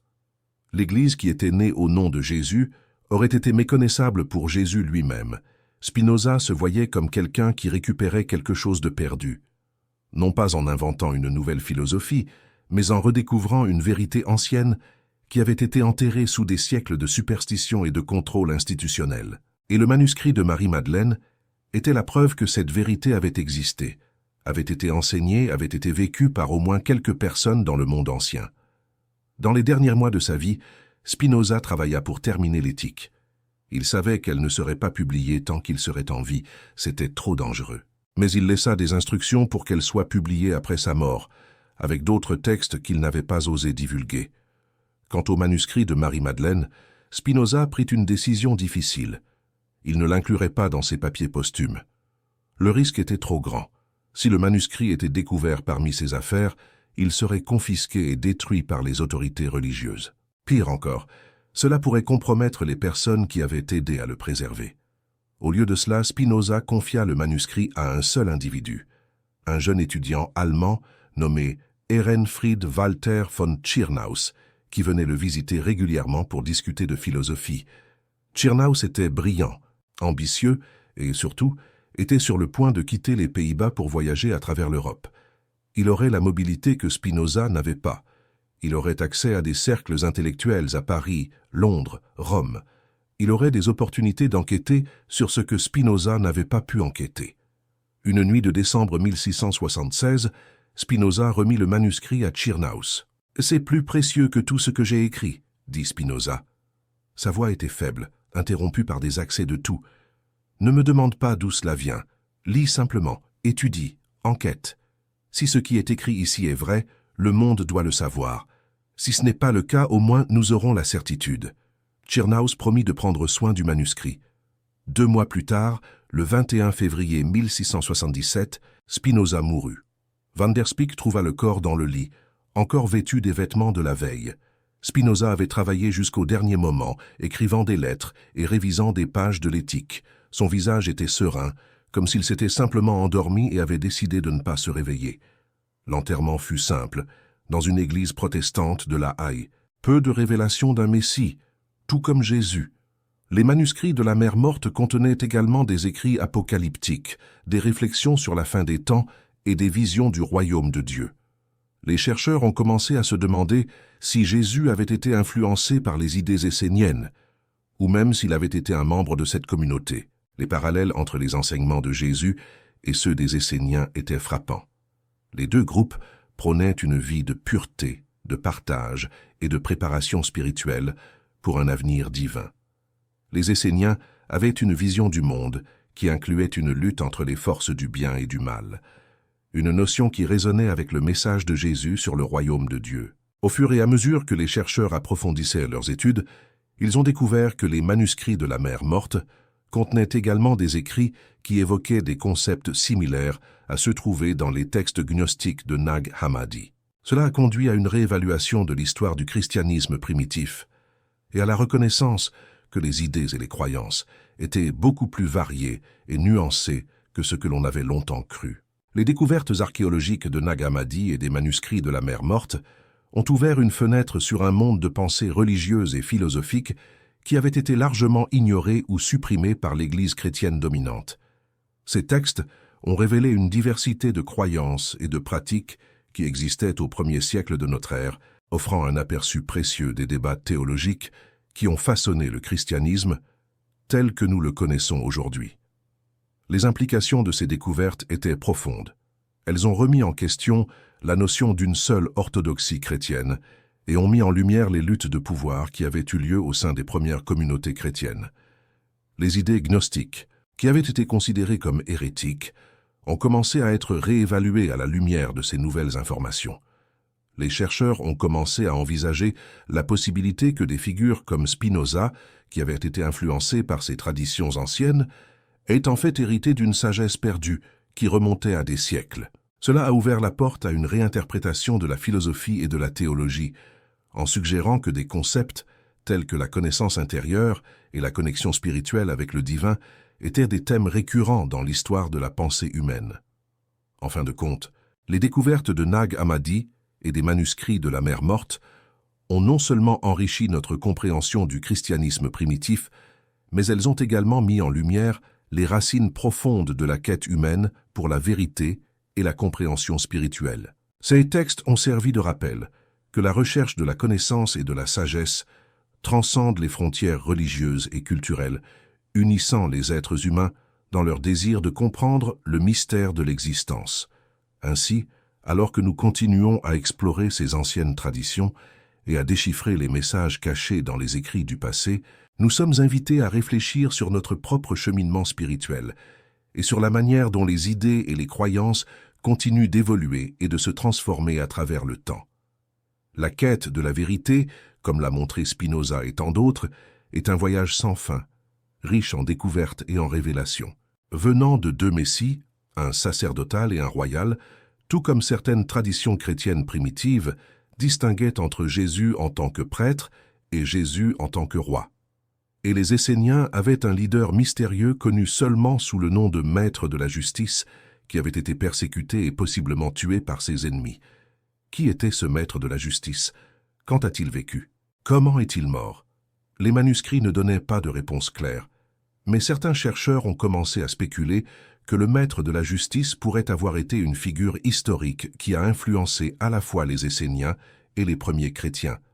D'autres sont allés plus loin, suggérant que le maître de la justice et Jésus pourraient être la même personne, ou que Jésus aurait pu être formé par les Esséniens avant de commencer son ministère public. L'Évangile de Luc mentionne que Jean-Baptiste était dans le désert jusqu'au jour où il s'est manifesté à Israël. Les déserts où vivaient les Esséniens, Jean aurait-il été un Essénien, et Jésus aurait-il également passé du temps dans cette communauté? Un texte de Nag Hammadi, l'Évangile de Philippe, mentionnait que Jésus avait 3 compagnes, sa mère, sa sœur et Marie-Madeleine. Le terme utilisé pour Madeleine, koinonos, était le même utilisé par les Esséniens pour décrire des membres à part entière de la communauté. Marie-Madeleine serait-elle également liée aux Esséniens? Pour Spinoza, ces connexions auraient été fascinantes. Le manuscrit de Marie-Madeleine qu'il possédait mentionnait que Jésus, à Alexandrie, enseignait l'union de l'homme avec Dieu et la dissolution de l'ego individuel dans l'infini divin. Ces idées avaient des parallèles tant avec les textes gnostiques qu'avec certaines pratiques méditatives que les Esséniens étaient connus pour pratiquer. Tout semblait connecté. Les Esséniens du désert de Judée, les gnostiques d'Alexandrie, Spinoza dans sa petite chambre à Amsterdam, tous cherchant la même chose, une expérience directe du divin, sans intermédiaires institutionnels.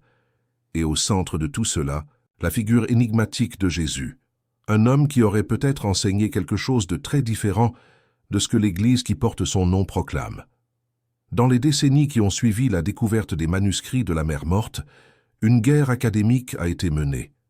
D'un côté, des chercheurs conservateurs insistaient sur le fait que les manuscrits n'avaient aucune pertinence pour comprendre Jésus ou le christianisme. De l'autre, des chercheurs révisionnistes soutenaient que les manuscrits révélaient des connexions profondes entre le judaïsme ésotérique et les origines chrétiennes. Le Vatican a maintenu un contrôle strict sur de nombreux manuscrits pendant des décennies, ne libérant que ceux qui ne menaçaient pas la doctrine officielle. Ce n'est qu'au cours des années 1990, après des manifestations d'académiques du monde entier, que tous les manuscrits ont finalement été rendus disponibles pour étude, et quand ils l'ont été, de nouvelles découvertes ont émergé. Un fragment connu sous le nom de 4Q 521 décrivait un Messie qui guérira les blessés, ressuscitera les morts et annoncera de bonnes nouvelles aux pauvres. Les mêmes mots que Jésus a utilisés pour décrire sa propre mission dans l'évangile de Luc. Un autre texte, appelé Melchisédek, décrivait une figure céleste qui viendrait apporter salut et jugement à la fin des temps, une figure que certains chercheurs ont identifiée comme un prototype du Christ céleste de Paul. Les parallèles étaient trop impressionnants pour être une coïncidence. Mais que signifiait-il exactement?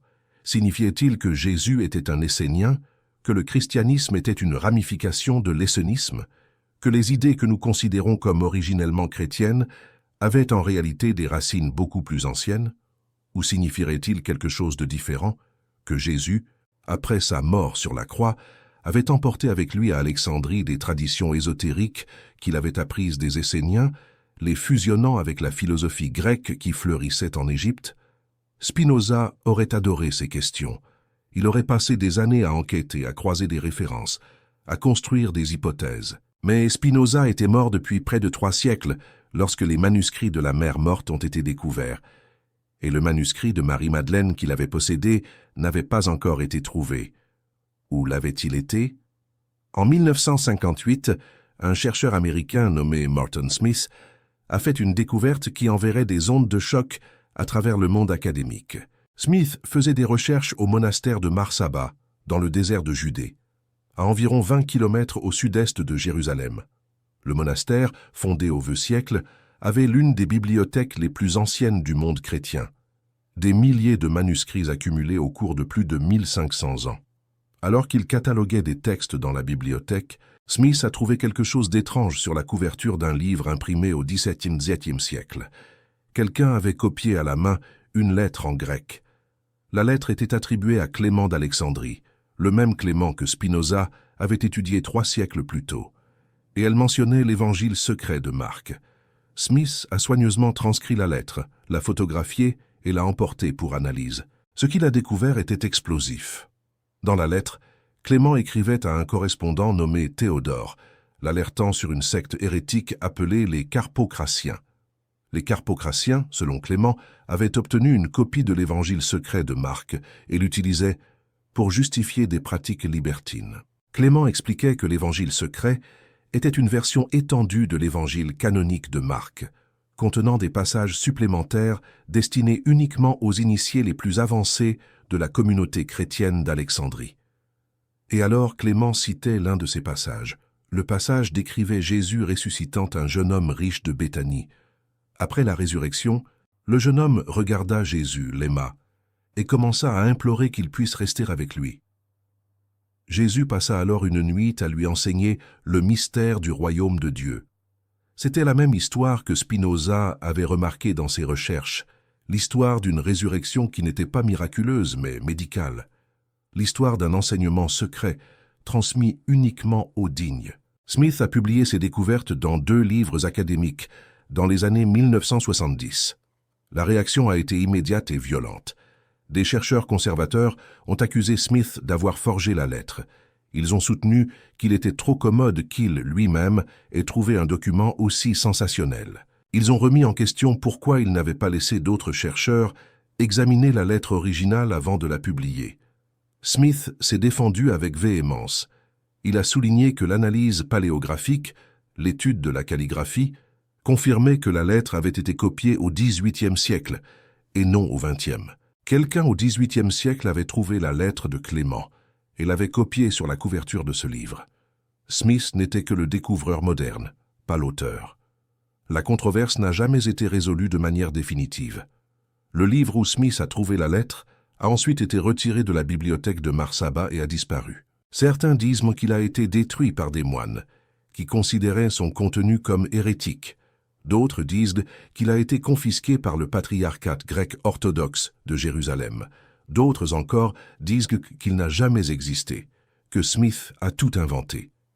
Mais il y a un détail que la plupart des critiques de Smith ont ignoré. La lettre de Clément que Smith a trouvée n'était pas un document isolé. Elle faisait partie d'une tradition, la même tradition que Spinoza avait investiguée. Spinoza connaissait les références de Clément à l'évangile secret de Marc. Il avait remarqué la connexion entre cette histoire et le récit de la crucifixion. Il avait spéculé que la communauté d'Alexandrie préservait des traditions différentes sur Jésus. Et maintenant, 3 siècles plus tard, un document qui semblait confirmer ces spéculations avait émergé des ombres. Coïncidence? Ou y avait-il quelque chose de plus en cours? Certains chercheurs ont commencé à se demander si Morton Smith aurait pu avoir accès à des sources qu'il n'a pas révélées publiquement. S'il aurait pu trouver quelque part dans ses recherches quelque chose ressemblant au manuscrit de Marie-Madeleine que Spinoza avait possédé. Smith est mort en 1991 sans jamais avoir résolu la controverse sur la lettre de Clément. Ces papiers ont été donnés à des bibliothèques académiques, mais aucun manuscrit de Marie-Madeleine n'a été trouvé parmi eux. Si Smith savait quelque chose de plus, il a emporté cette connaissance dans sa tombe. Mais la recherche a continué. Dans les décennies suivantes, d'autres chercheurs ont suivi des pistes similaires. Elaine Pagels, une historienne de Princeton, a passé sa carrière à étudier les textes gnostiques de Nag Hammadi. Ces livres ont popularisé l'idée que le christianisme primitif était beaucoup plus divers que l'orthodoxie ultérieure ne le permettait de reconnaître. Bart Ehrman, de Chapel Hill, a démontré dans des dizaines de livres académiques que les évangiles canoniques avaient été modifiés au fil des siècles par des scribes avec des agendas théologiques. Karen King, de Harvard, a annoncé en 2012 la découverte d'un fragment de papyrus qui semblait montrer Jésus disant « ma femme », une référence qui pourrait indiquer que des traditions sur le mariage de Jésus avec Marie-Madeleine avaient existé dans les premiers siècles chrétiens. Chaque découverte était contestée, chaque interprétation était débattue. La bataille entre ceux qui voulaient préserver le récit traditionnel et ceux qui voulaient le remettre en question continuait sans résolution.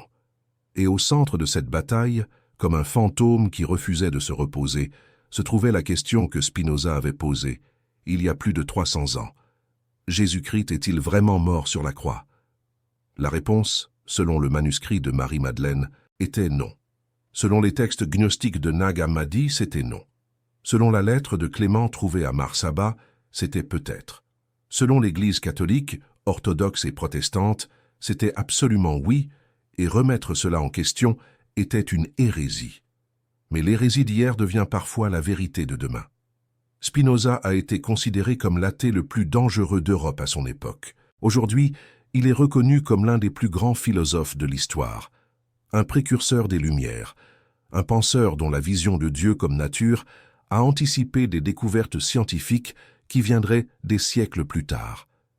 Et si ces découvertes sur Jésus étaient également en avance sur son temps, et si le manuscrit de Marie-Madeleine, où qu'il soit maintenant, contenait une vérité que le monde n'est pas encore prêt à accepter, l'histoire de Spinoza et de Jésus n'est pas terminée.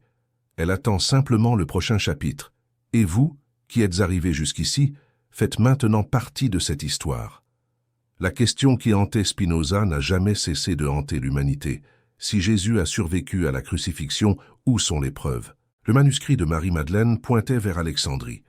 Les textes gnostiques confirmaient qu'Alexandrie était un centre d'enseignement secret. La lettre de Clément mentionnait des traditions alexandrines différentes des officielles. Mais où était le corps? Où était le tombeau? En 1886, un archéologue français nommé Gaston Maspero fit une découverte qui passa inaperçue à l'époque, mais qui prendrait un nouveau sens des décennies plus tard. En explorant une nécropole aux alentours d'Alexandrie, Maspero trouva une chambre funéraire qui ne ressemblait à aucune autre en Égypte. Ce n'était pas égyptien dans le style, ce n'était pas grec, ce n'était pas romain, c'était juif. La chambre contenait des inscriptions en hébreu et en araméen, accompagnées de symboles que Maspero ne parvint pas à identifier.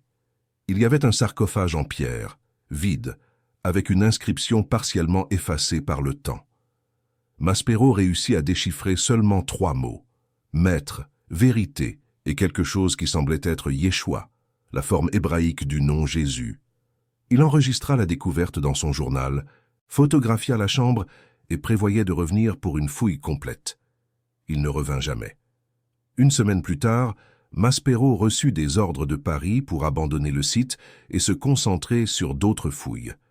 Ses notes sur la chambre juive furent archivées et oubliées. Les photographies disparurent. Lorsque d'autres archéologues tentèrent de localiser la chambre des décennies plus tard, la zone avait été détruite par l'expansion urbaine d'Alexandrie. Coïncidence? Couverture?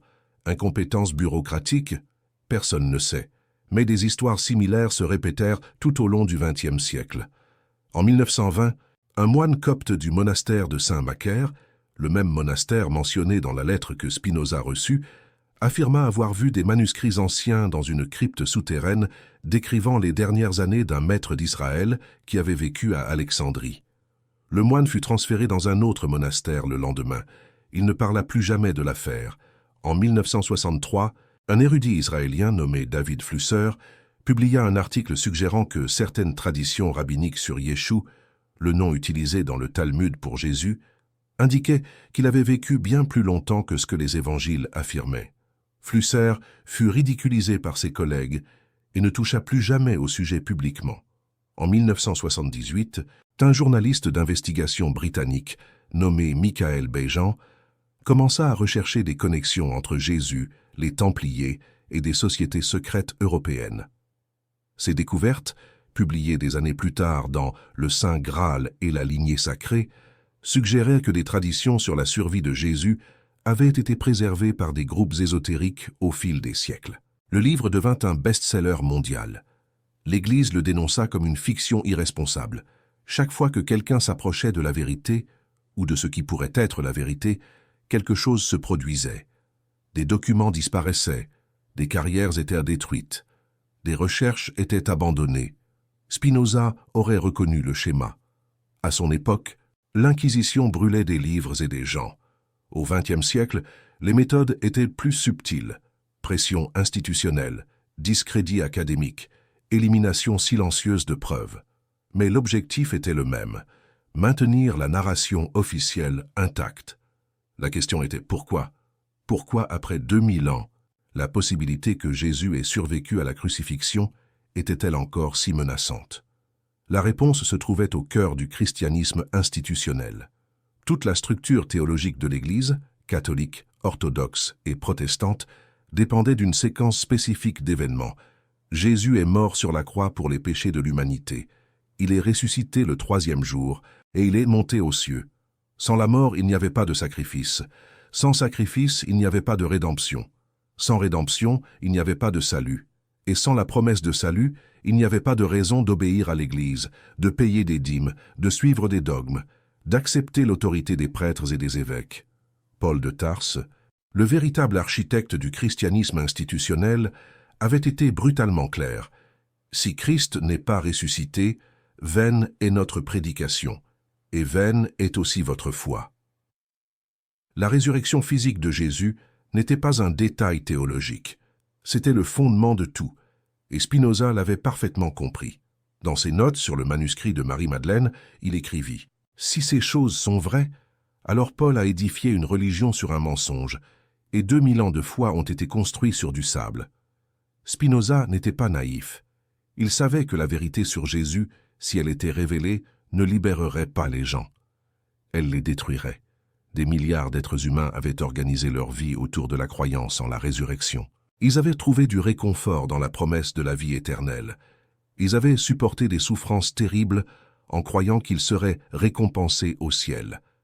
Dire à ces gens que Jésus n'est pas mort sur la croix, qu'il n'est pas ressuscité, que la vie éternelle était une illusion, serait un acte de cruauté, non de libération. Spinoza n'a jamais publié ce qu'il avait découvert. Non par peur, il avait déjà affronté l'excommunication et les menaces de mort, mais par compassion.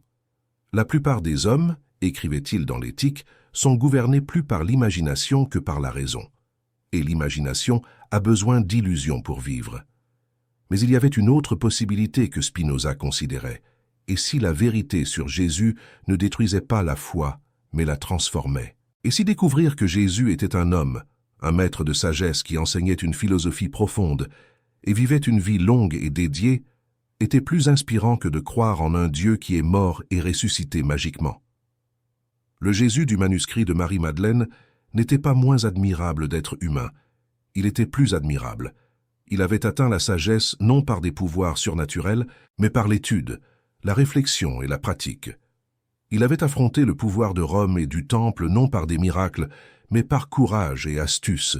Et ses enseignements, l'identification de Dieu avec la nature, la recherche de la vérité intérieure, le rejet des intermédiaires religieux, étaient plus pertinents, pas moins, pour un monde qui commençait à se réveiller de la superstition. Spinoza mourut sans décider quoi faire de cette vérité.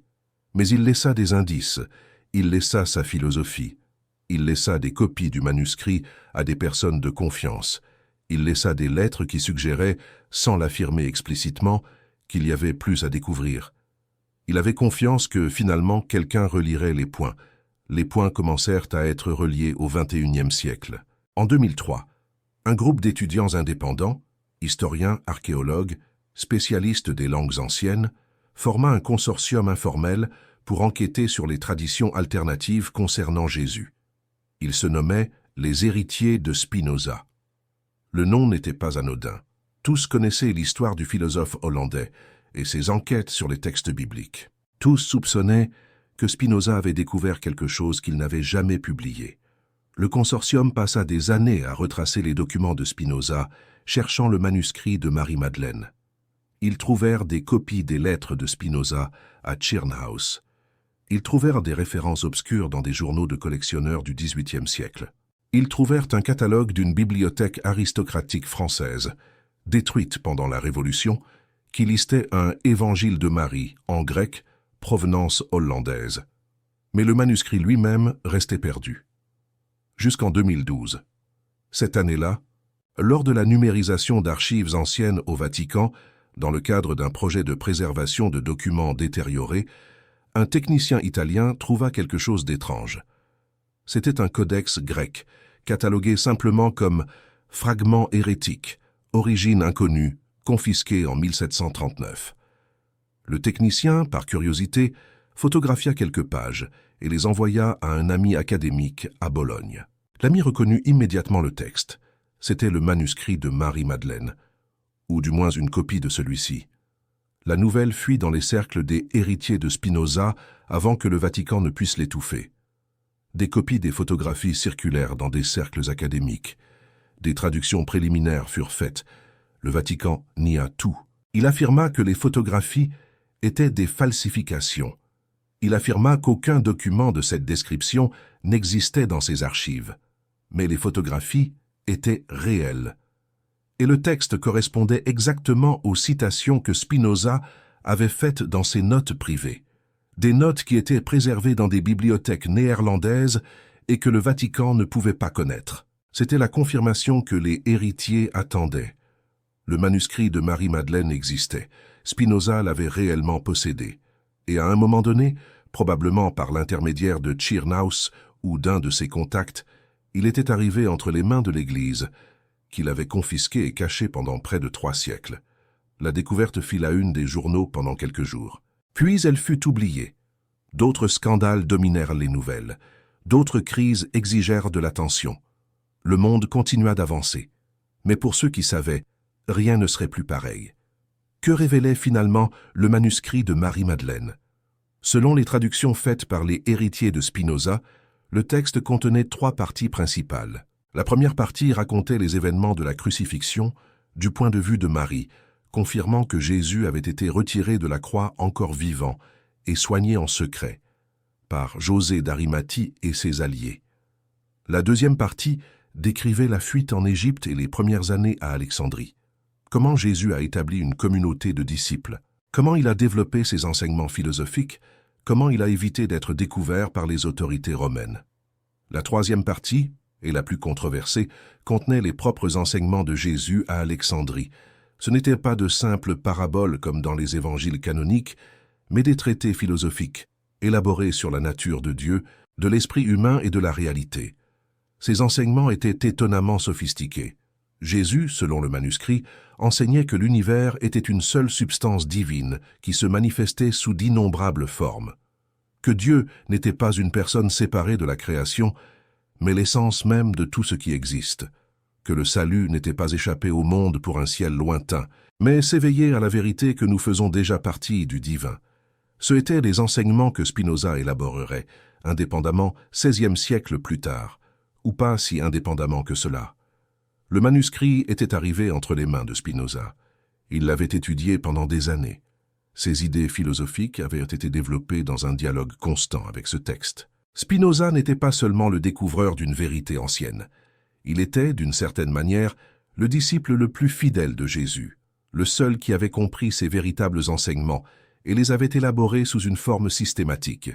L'ironie était écrasante. L'homme excommunié par la synagogue, dénoncé par les églises chrétiennes, considéré comme l'athée le plus dangereux d'Europe, était en réalité l'héritier légitime d'une tradition qui remontait au fondateur même du christianisme. Et l'Église qui le persécutait était la même qui avait trahi les enseignements originaux de Jésus, remplaçant la philosophie par le dogme, la liberté par l'obéissance, la vérité par le pouvoir. Jésus est mort à Alexandrie vers l'an 84 de notre ère, à l'âge de 87 ans. Selon le manuscrit de Marie-Madeleine, ses derniers jours furent paisibles. Il était entouré de disciples qui avaient passé des décennies à apprendre de lui. Son esprit restait clair, bien que son corps fût faible. Au cours des dernières semaines, il dicta ses réflexions finales à un scribe de confiance. « Ne pleurez pas pour moi, dit-il aux disciples rassemblés. La mort n'est pas la fin, mais ce n'est pas non plus le début d'une autre vie dans un endroit lointain. La mort est simplement le retour de la goutte à l'océan. J'ai toujours fait partie du tout, et au tout je retourne. Vous êtes également partie du tout. Nous n'avons jamais été séparés, nous ne le serons jamais. » Il demanda à être enterré en secret, sans monument ni inscription, qui pourrait attirer l'attention. Il ne voulait pas devenir un objet de culte. Il ne voulait pas que des églises soient construites sur sa tombe. « Souvenez-vous des enseignements, pas de l'homme, dit-il. L'homme n'est qu'un doigt pointant vers la lune. Ne confondez pas le doigt avec la lune. Jésus est mort une nuit de printemps, alors que la pleine lune illuminait Alexandrie. Ses disciples l'ont enterré conformément à ses instructions, dans un lieu secret, sans marque, sans cérémonies élaborées. Juste quelques prières silencieuses et des larmes contenues. Marie-Madeleine, déjà très âgée, lui survécut de quelques mois seulement. Avant de mourir, elle confia ses souvenirs écrits à un disciple nommé Démétrius, avec des instructions pour les préserver et les transmettre uniquement à des personnes de confiance. « Il viendra un temps, dit Marie, où le monde sera prêt pour cette vérité. D'ici là, gardez-la secrète. Ne laissez pas mourir, mais ne laissez pas tomber entre de mauvaises mains. » Démétrius a accompli sa mission. Il a fait des copies du manuscrit. Il les a transmises à des disciples de confiance. Quand il est mort, d'autres ont continué la tâche. Pendant 16 siècles, le manuscrit a été copié, caché, préservé. Il a survécu à des persécutions, des guerres, des incendies, des inondations. Il a traversé la Méditerranée, est arrivé en Europe, a passé de main en main jusqu'à arriver enfin à un marchand d'Amsterdam nommé Abraham Pereira, et de Pereira à Spinoza, et de Spinoza au monde. L'histoire que vous venez d'entendre n'est pas acceptée par la plupart des historiens, théologiens ou dirigeants religieux. L'Église catholique la considère comme une hérésie. Les églises protestantes la rejettent comme une fantaisie. Les universitaires mainstream la traitent avec scepticisme, et ils peuvent avoir raison. Le manuscrit de Marie-Madeleine, même s'il existe, peut être une falsification médiévale. Les parallèles avec la philosophie de Spinoza peuvent être une coïncidence. Les découvertes du XXIe siècle peuvent être des fabrications de personnes ayant des agendas propres. L'histoire peut être entièrement fausse, mais elle peut aussi être vraie. Et c'est la question à laquelle Spinoza a été confronté il y a plus de 3 siècles. La question qui reste sans réponse définitive jusqu'à aujourd'hui. Comment savons-nous ce qui est vrai? Spinoza a consacré sa vie à cette question. Sa réponse était que la vérité ne peut être connue que par la raison, non par la foi aveugle, non par l'autorité, non par la tradition, mais par l'examen attentif des preuves et de la logique. La vérité est la norme d'elle-même et du faux, a-t-il écrit. Si nous appliquons ce principe à l'histoire de Jésus, que trouvons-nous? Nous trouvons que les évangiles canoniques contiennent des contradictions, que la crucifixion de Jésus a été étrangement brève, que Pilate était étonné qu'il soit déjà mort, que le corps a été remis à un homme riche et influent, que le tombeau était vide 3 jours après. Nous trouvons que des traditions alternatives sur Jésus ont existé depuis les premiers siècles du christianisme, que les gnostiques croyaient qu'il n'était pas mort sur la croix, que des textes supprimés par l'Église contiennent des enseignements radicalement différents des canoniques. Nous trouvons qu'Alexandrie était un centre de connaissances ésotériques dans le monde ancien, que des connexions entre le judaïsme, le christianisme primitif et la philosophie grecque ont été forgées là-bas, que des traditions sur un maître d'Israël qui a vécu en Égypte ont persisté pendant des siècles. Ces preuves ne prouvent pas que Jésus a survécu à la crucifixion, mais elles ouvrent une possibilité que la plupart des gens n'ont jamais envisagée. Et envisager des possibilités est le début de toute recherche de la vérité. Spinoza savait qu'il pouvait avoir tort. Il a toujours admis la possibilité d'erreur. Mais il savait aussi que la pire chose qu'un être humain puisse faire est de cesser de poser des questions, de cesser d'enquêter, d'accepter des réponses toutes faites, sans les examiner. Ne pas rire, ne pas pleurer, ni détester, mais comprendre, a-t-il écrit. Comprendre Jésus, l'homme réel, pas le mythe, est une tâche que nous n'avons pas encore accomplie. Peut-être ne l'accomplirons-nous jamais, mais la recherche elle-même a de la valeur. La recherche nous rend plus humains, plus conscients, plus libres. Spinoza est mort en 1677, pauvre et malade, mais en paix avec lui-même. Il avait vécu selon ses principes. Il avait cherché la vérité sans craindre les conséquences. Il avait offert au monde une philosophie qui reste pertinente 3 siècles plus tard. Et il avait gardé un secret qui pourrait être la clé pour comprendre non seulement Jésus, mais la nature même de la vérité et du mensonge dans l'histoire humaine. Ce secret est maintenant aussi le vôtre. Que ferez-vous avec lui ?